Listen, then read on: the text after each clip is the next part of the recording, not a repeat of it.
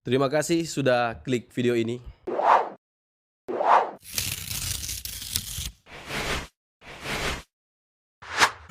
Selamat datang di Ruang Jawab. Welcome to my paradise.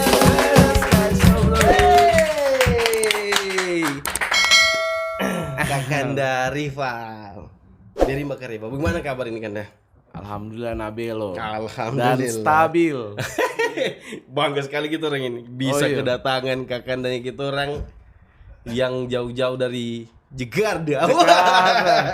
Saya ini mau pakai logat Palu apa logat Jakarta? Terserah. Ya, mana yang enak? Mau Jakarta, mau domo-domo. Saya juga terima kasih sudah diundang. Kaget saya pas datang ke sini. Ada dan begini di Kampung Baru.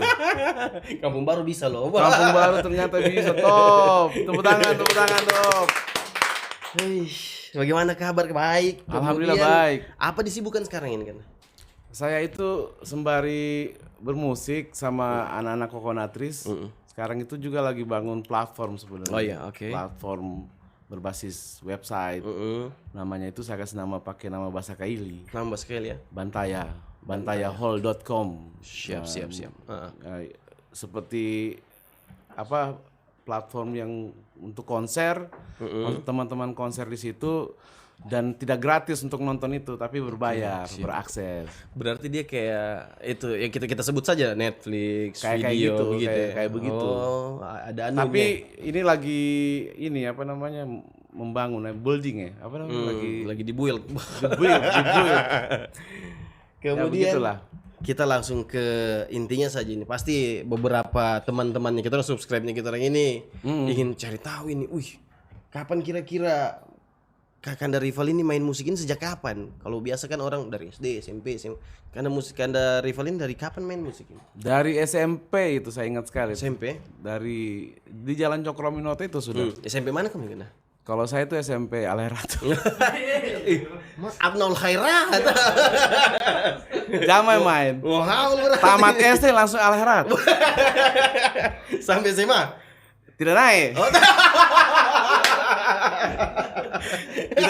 tidak naik saya di situ. Pindah lagi ke SMP PGRI. PGRI yang mana itu? PGRI 2, SMP 4. Sorenya.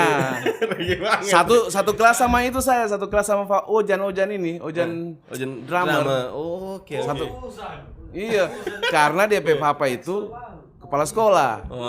Kepala sekolah situ. Nah, karena keluarga saya dimasukin sana. Tapi Ojan naik kelas terus apa-apanya kepala sekolah tuh. Iya. Akhirnya dari situ saya mulai bermusik sama teman-teman lama saya tuh, teman-teman kecil. Ada Samsul Bana, ada Fadil Maulana. Siap. Sekarang udah hebat mereka, udah jadi Maulana ulama. Sekarang Fadil ya. iya, terus tahun berapa itu kalau tidak salah itu kita ikut festival yang namanya itu festival slang kalau tidak salah dulu. Festivalnya Slangker begitu bukan? Lagu-lagu slang. Oh, lagu slang. Oke, lagu slang. Festival slang ya. Di GOR. Di Gore. Pertama kali naik panggung saya itu sama teman-teman Kampung Baru. SMP kelas 3. SMP. Namanya itu TR Kids. TR Kids. Nama bandnya itu TR Kids. Apa TR Kids? Apa dulu TR ya? Taman Trollis Rock ya, Trollis Rock. Kira teman Ria. Tante Girang. Tante Riang. Iya. Tahun 93-an itu, tahun 93-an. Baru 1 tahun Anda. Kau sudah lahir. Saya rasa tahun 93-an itu. Jadi bermusik dari SMP, kemudian main SMP, main festival, akhirnya sampai buat di Palu ada kamu yang punya band kan? Apa? Di Palu ada bandnya kamu? Ya pertama itu TR Kids itu kan. Ya, berproses kita latihan terus ikut festival. Nah pada saat SMA itu saya ketemu band yang sudah punya komunitas bagus ya di Palu. Namanya itu band Plisit, siap. Oke. Saya ditarik waktu itu saya masih SMA. Ditarik sama Adi Tangkilisan ya. Iya. Untuk bergabung di komunitas Plisit. Di Plisit. Khususnya Oh, bandnya. berarti komunitas ini Plisit ini komunitas dulunya. Ya, dia komunitas. Oke, kamu tahu itu toh. Komunitas dulu. Nah, di situ saya belajar cara berkawan, terus cara siap. bersosial dari teman-teman Plisit. Kita dulu kan. Oh, iya. Nikmati dulu. Ini kita disupport sama Second House. Second Itu kopi itu kan. Oh, kopi boleh. Nah, kemudian Kamu itu minum kopi? saya asam lambung ale. Tidak berangsur saya minum kopi.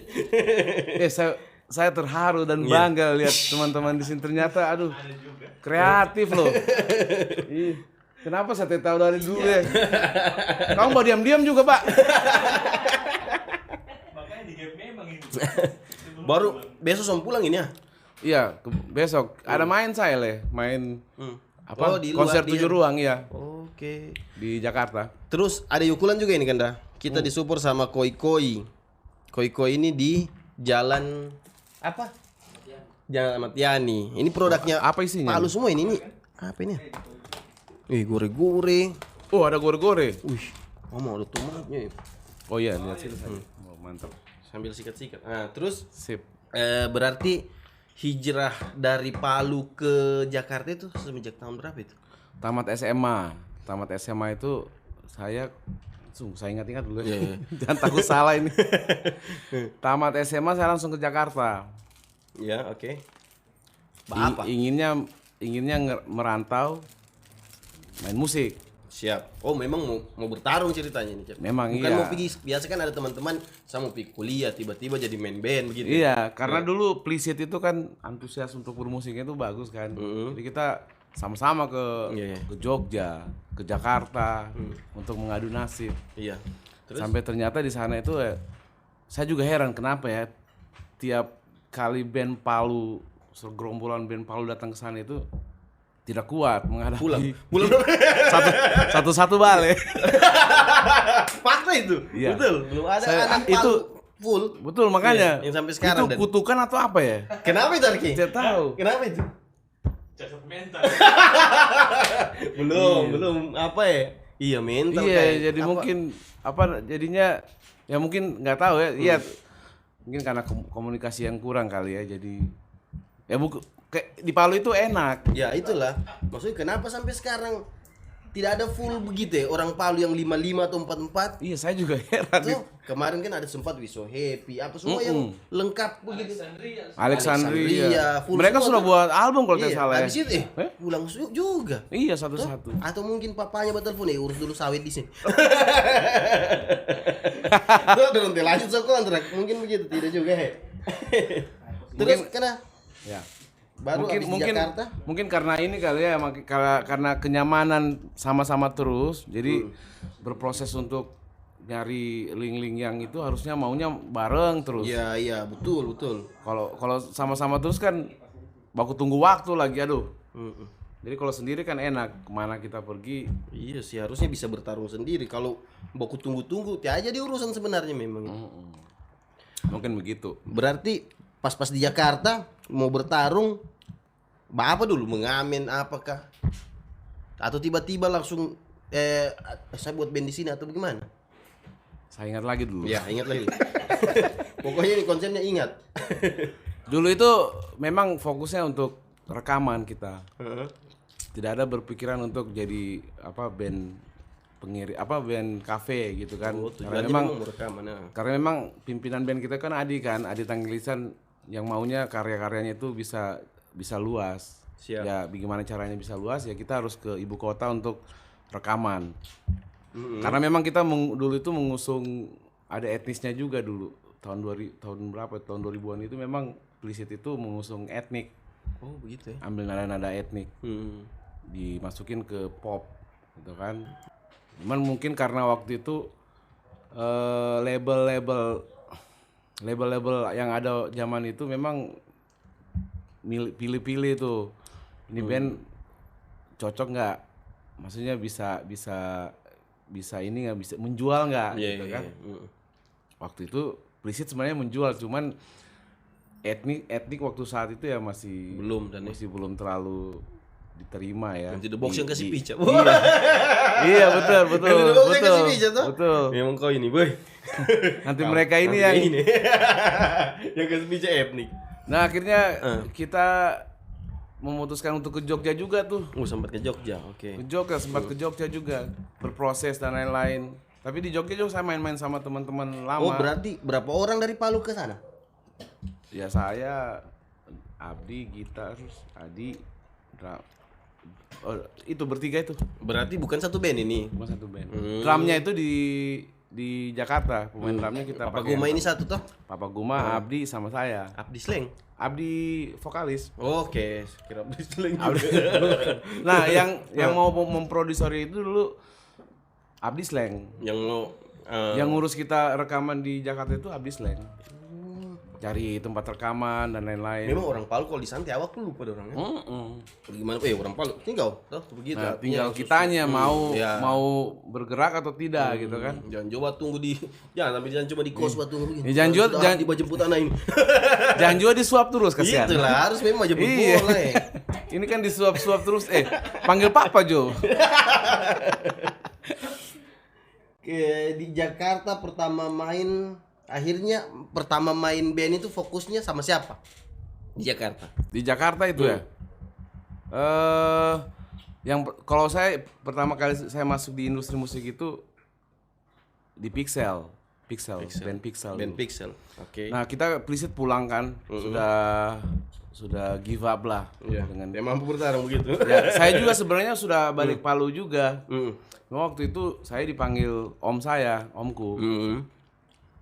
Dia kebetulan juga musisi juga, Om Zaro, Nah. Nizar. Dia ajak saya ke Jakarta lagi karena ada satu band rekaman yang butuh basis, Oke. yang good looking katanya saja. Oh iya, gue ya, siap. Oke. Dia bilang, oh keponakan saya good looking juga, Tunggu, rambutnya saya potong. gimbal. Memang apa namanya perlu good looking dalam band itu?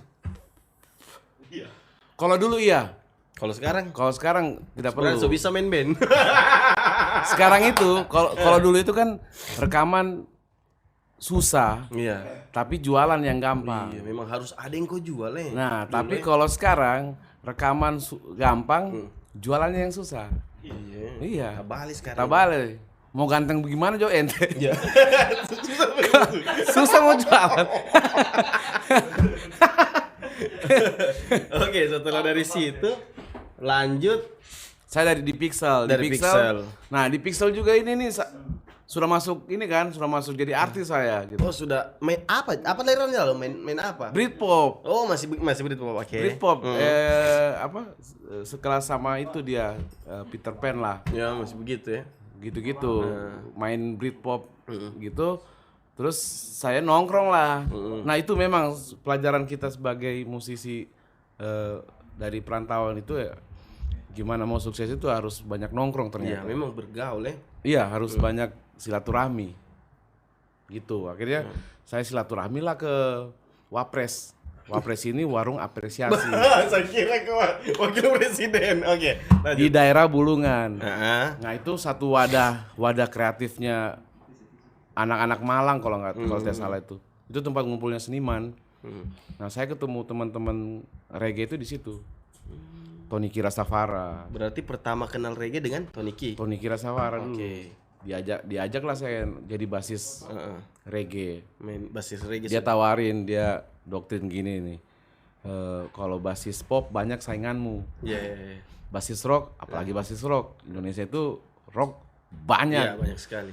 Tapi kalau reggae jarang Val. Iya. Saya juga kepikir, oh iya juga. Dan lu punya bakat untuk situ ke reggae gitu. Heeh. Lu coba deh. Nanti gua ajarin gitu. Ikut gua dulu deh gitu kata Tony Kirasafara. Ya udah saya ikut lah.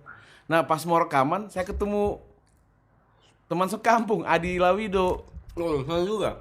Iya, pas mau rekaman lagu albumnya itu ada Adi Lawido. Iya. Teman bandku juga kan masih di Palu kan. Oke. Ya dari situ berproses lah jadi basis reggae. Akhirnya perjalanan itu mempertemukan saya sama Coconutris, sama Steven. Sama Steven. Steven lihat saya main reggae, akhirnya dia tarik, Val bantuin isi lagu, bantuin isi lagu yuk gitu. Gua mau buat solo project. Namanya itu Steven yang Coconutris. Kemudian karena kesulitan beralih genre itu bagaimana? Biasa kan orang kalau setahu saya ini dasar sekali, cuman setahu saya anak metal yang misalnya begitu tuh atau orang pop yang tiba-tiba main deket begitu gimana itu? Karena kebetulan Gampang saya basicnya fusion, funk. Oke. Jadi waktu saya masuk ke reggae itu, ya reggae itu harus basicnya itu ya dari funk, dari fusion, nge-groove-nya bagus, bisa main reggae pasti. Oh, tidak susah artinya dia itu. Tidak susah, saya Penyesuaian gitu ya. menyesuaikan. Nah makanya Tony Ki itu wanti-wanti, lu belajar reggae deh, karena lu udah punya basic, kata dia. Gitu. Siap. Akhirnya setelah itu ada beberapa proyekan lagi atau sebelumnya? Karena pernah sebelumnya kalau saya tidak salah ingat sempat buat Palo. Oh iya itu prosesnya setelah kita vakum sama Coconutris. Oke. Tadi tahun 2010 itu. Setelah itu habis Palo apa lagi? Apa proyekan yang dibuat? Palo, terus bikin album, kan cewek. Albumnya Palo begitu. Iya. Hamil. Siapa yang hamil? Pokoknya ada dah. Suaminya. Oh, saya kira Suaminya kasih. Terus mau bikin single lagi, hamil. Kan kalau saya bilang bikin sama dia. Nanti kalau album kedua saya aja yang kasih hamil ya. Ayo tunda terus. Tunda terus. Oke. Kan saya kepikiran susah memang bikin band ini. Gampang sebenarnya, tapi barawat itu susah. Barawat susah. Kan saya kepikiran saya belajar nyanyi Meskipun dia bagus suaranya, saya bikinlah Man. Bikin Man lagi. Tapi Man itu sudah memang kayak merasa terpanggil gitu. Dival dari tanah Kaili. Banyak teman-teman waktu itu sarankan angkat culture-mu. Karena memang reggae itu juga sebenarnya sebagai identitas. Kau angkat identitasmu, punya reggae khasmu sendiri. Nah itu reggae sebenarnya. Bob Marley mengenalkan Jamaika itu dengan khas reggae-nya kan. Nah spirit itu yang kita ambil, khas Jamaikanya gitu. Nah saya kepikiran saya mau ambil khas Kaili. Apa ya? Pakai bahasa Kaili Pakai bahasa gitu. Dan memang bagaimana tanggapannya orang Jakarta itu kan dengar bahasa Kaili yang kayak bahasa Jepang ini. Makarimo kamaimo no kita pura-pura. Gimana? Seksi. Bahasanya seksi. Dorong senang ya. Dorong bilang. Ya karena saya waktu buat itu kan lingkunganku bukan orang-orang Palu, tapi orang-orang Jakarta, orang Malang, orang Jawa lah pokoknya. Terus pada saat saya kasih dengar demo itu, ini bahasa Kaili. Bukan bahasa Portugis. Iya, dorong bilang begitu. Okay. Bukan bahasa Jepang malah, bahasa Portugis dorong pikir. Waktu itu saya kasih dengar lagu Nemo kan. Banyak yang tertarik dengan Nemo. Banyak yang respon bagus lah. Akhirnya jadi pede juga saya untuk bawa bahasa Kaili ini. Jadi kemasan baru lah. Menurut saya sih kemasan baru. Sampai akhirnya di Jakarta udah mulai terkenal, artinya sudah tinggal segelintir orang yang betul-betul terkenal Komunik kan. Sedikit ya, Kampung Baru. Saya ini orang Kampung Baru juga. Aneh ST balik ente pingsan ente. Apalagi anak belum lahir sama ST aja. Kayak kemarin manggung di KBF kan, Faisal kan langsung dia bilang, Nabi Yusuf. Kalah ampun anak. Baru mau naik panggung ini satu langkah, Nabi Yusuf. Aku dia hilang lagi. Mau apa lagi ente? Kampung Baru, kita bicara Kampung Baru ini. 2016 setahu saya. Kampung Baru Fire itu ada. Iya. Nah, cikal bakalnya itu bagaimana sebenarnya? Waktu itu apa ya? Saya kayak merasa terpanggil begitu dulu. Waktu itu saya punya kondisi juga lagi stres sebenarnya itu. Saya cerai, sempat cerai kan. Terus saya harus berbuat sesuatu nih. Apa ya? Sembari kerjain Man, saya harus balik Palu deh. Palu, terus lihat kondisi Kampung Baru ini sebenarnya kampung yang apa ya? Kampung yang lintas etnisnya itu ada gitu. Ada Arabnya, ada Cinanya, ada Kailinya dan segala macamnya. Dan terlebihnya Di MAN itu saya bicarain ngangkat nilai-nilai Kylie sebenarnya. Siap. Lagu-lagu yang mengingatkan kita tentang nilai luhur itu seperti apa kan. Nah, akhirnya saya kepikiran ajak teman-teman Kampung Baru bikin satu acara yang mengingatkan itu.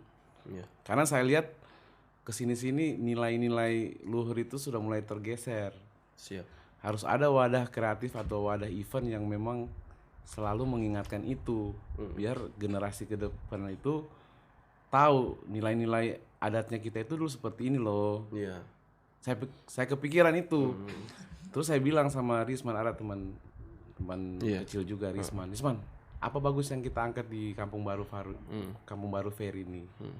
Ada Lebaran Mandura. Itu Risman Poge.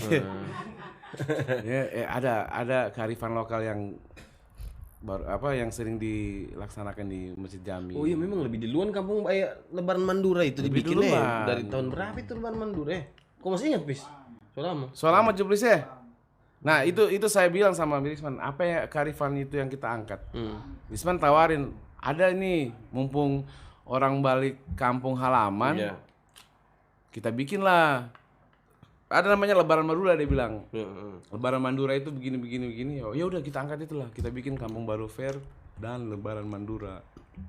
Jadi Kampung Baru Fair ini sebagai wadah event sebenarnya. Mengangkat kearifan lokal. Salah satunya Lebaran Mandura. Nah, sekarang kan Lebaran Mandura sudah mulai ketahuan nih. Sudah mulai dapat lihat wujudnya kayak begitu ya. Nah, KBF next-nya apa nih? Ngangkat kearifan lokal apa lagi nih? Maksudnya seperti itu sebenarnya. Tapi kesini-sini KBF dan Lebaran Mandura sudah melekat kan. Melekat. So, tidak bisa dipisahkan. Sudah bisa jadi satu sudah. Iya, so jadi satu. Untuk pembukaannya memang harus ini dulu. Iya, gitu. Jadi Jadi cari momen untuk apa yang dilakukan di penutupan. iya. Supaya ada kesan lagi dari situ. Jadi kita bikin tema sudah. Tema hari pertama itu religi, hari kedua tradisi, hari ketiga urban. Oke. Nah, urban itu kan kita kan lintas etnis kan. Yang di situ tuh kita harus kuatin itu sebenarnya. Iya. Kebersamaan, kegotong royongan dan lain-lain. Nilai-nilai sebenarnya mau event ini untuk itu sebenarnya kita ingat kita punya kampung ini bagus, secara nilai, value bagus. Terus Gitu. apa kesulitannya buat itu? Buat event ini dalam Utang. betul. Saya karena kalau saya punya pengalaman juga, ada juga pengalaman kecil. Buat event ini susah sekali. Tiba-tiba Kampung Baru Fair datang dengan event 3 hari dengan alat yang nah baik Kampung Baru tiba-tiba bikin begini. Apa kesulitannya itu? Iya, Berapa juta utang itu? Kepala siapa digadi itu? Tapi dulu saya salut sama kebersamaannya Kampung Baru ya. Oke. Kalau orang Jakarta bilang kolekannya bagus, maksudnya sawerannya itu bagus. Oke. Jadi tidak minta duit kita, cuma minta fasilitas saja sebenarnya caranya. Kayak ada yang udah jadi, jangan memang minta duit, tidak dikasih ente. Ya, istilahnya minta tenda, minta kursi. Ya, gitu minta saja. kayak gitu, tiket pesawat ya. Kan saya kebetulan koneksi sama teman-teman artis di Jakarta bagus kan. Jadi saya berpikir event ini harus kemasannya memang harus beda. Acara kelurahan tapi dihadiri sama artis ibu kota. Iya, itulah. Kan? Nah, kebetulan waktu awal-awal KBF itu saya itu disupport sama Reni Jayusman. Oh, Rival mau buat acara ya? Di mana? Di Kampung Baru gitu. Dia tidak tahu kalau Kampung Baru ini kelurahan. Dia pikir kota besar gitu. Iya, ya udah kita datangin kalian. Gak usah bayar. Iya, dia bilang nggak usah bayar.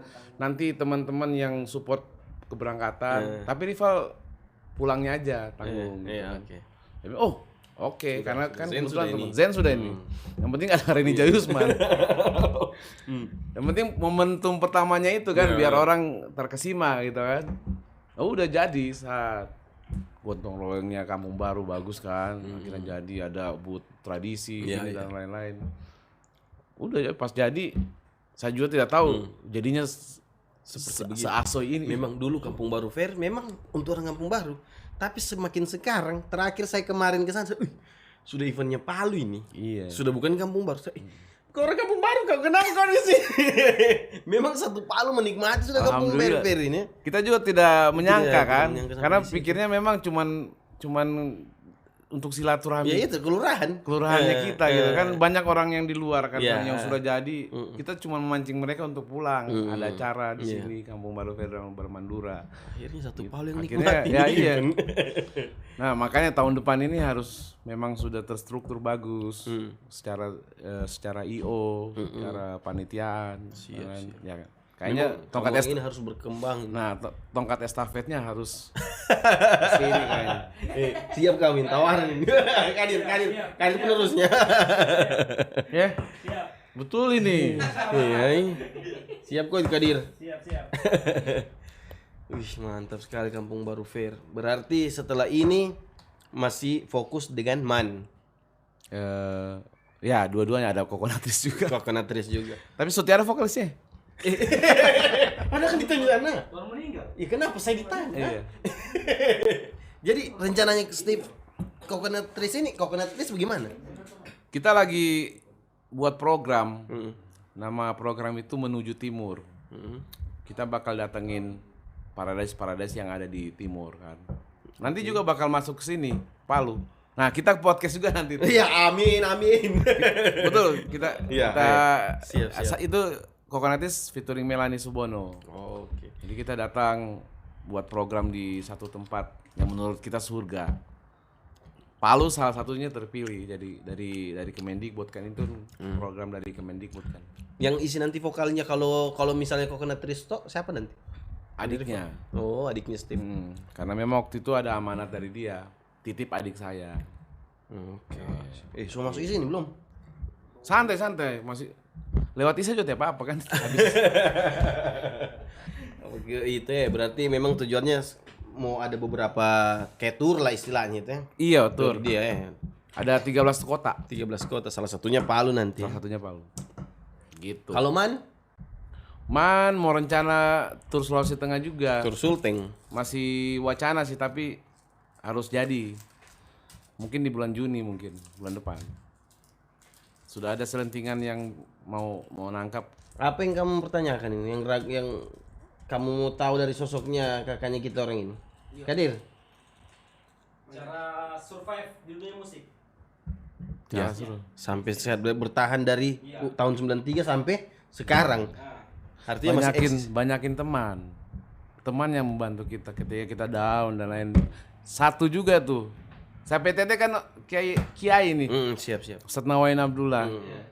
Dia kasih pesan sama saya, kalau kau di luar perantauan, satu saja, kau buat baik sama orang, jangan pernah buat jahat gitu.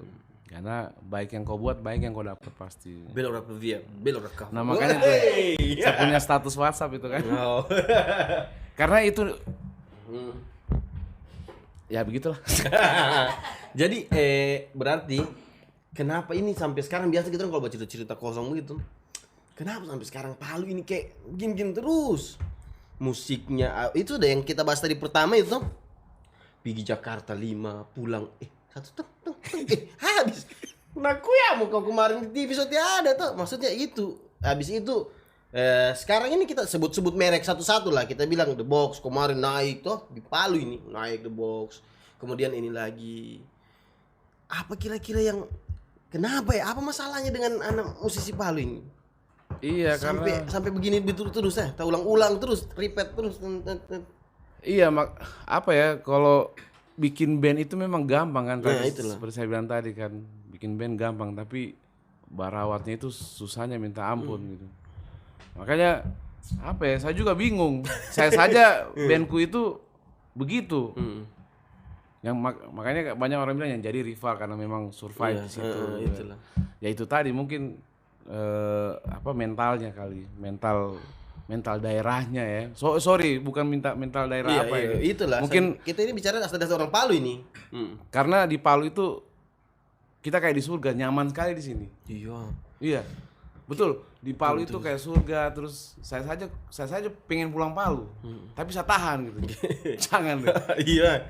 Susah-susah saya dulu di sini tuh. Memang kayak begini saya ini karena saya pribadi kayak enak sekali Palu ini. Coba apa dekat, tidak terlalu macet, enak semua tuh. Betul. Bayangkan di Jakarta itu mau belok kanan saja butuh waktu 15 menit.